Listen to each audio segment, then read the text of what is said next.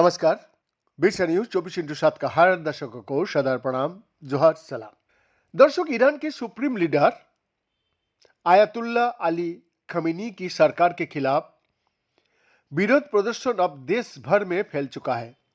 इसकी शुरुआत राजधानी तेहरान से हुई, जो देखते ही देखते शहर दर शहर पहुंच गया। अभी हालात ऐसा है कि देश का 30 से अधिक शहरों में प्रोटेस्ट चल रहा है, जिनमें कोम शहर भी है, जिसे ईरान की शासक शिया मौलवी वर्ग का घर माना जाता है। दर्शक, ईरान में यह प्रोटेस्ट 2022 में महसा अमीनी की मौत के बाद सबसे व्यापक प्रदर्शनों में से एक है। ईरान की सड़कों पर अब जो नारे लग रहा है वो शाह शासन की याद दिला रहा है।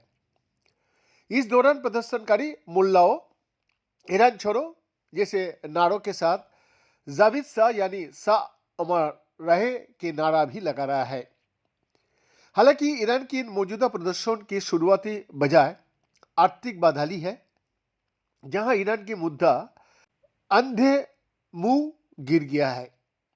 ईरान की मुद्रा अमेरिकी डॉलर की मुकाबला लगभग 42,000 रियाल पर है, जबकि महंगाई दर 42% तक पहुंच चुकी है।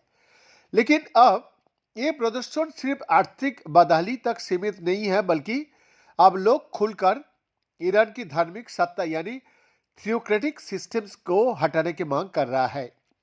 ईरानी अमेरिकी पत्रकार मसीह अलीजाद के अनुसार प्रदर्शनकारी तानाशाही मुर्दाबाद के नारा लगा रहा है, लेकिन सवाल ये है कि अब शाह अमर रहे ये जो नारे लग रहा है, तो शाह कौन है जिसका नाम आज ईरानी लोग अब्दुल्ला अली खमीनी के शासन का विरोध में कर रहा है। दिलचस्प बात यह है कि इसी शाह के दौर में रूहुल्लाह खोमेनी के नेतृत्व में हुई जन आंदोलन ने 1979 में राजशाही को उखाड़ के फेंक दिया था। खोमेनी ही आयतुल्ला खोमेनी की पूर्ववर्ती थे और इसी क्रांति के बाद ईरान में शिया मौलवियों की सत्ता व्यवस्था साबित हुई, जिसमें आयतुल्ला यानी सर्वोच्च नेता का पद देश की शासन का केंद्र बन गया। पहलवी वंश का अपदस्थ क्राउन प्रिंस राजा पहलवी, जो फिलहाल अमेरिका में निर्वासन में रह रहा है, उन्होंने इन प्रदर्शनों का समर्थन किया है। उन्होंने प्रदर्शनकारियों को सराहना करते हुए कहा कि वो दमनकारी शासन के खिलाफ डट कर खड़ा हो। जिस शाह का नाम कभी ईरान में वर्जित माना जाता था, वही नाम अब सर्वोच्च नेता आयतुल्ला अली खमीनी के शासन के खिलाफ हुए आंदोलन की पहचान बन गया है। बीएन का exclusive report, Birsa news 24/7 Ranchi.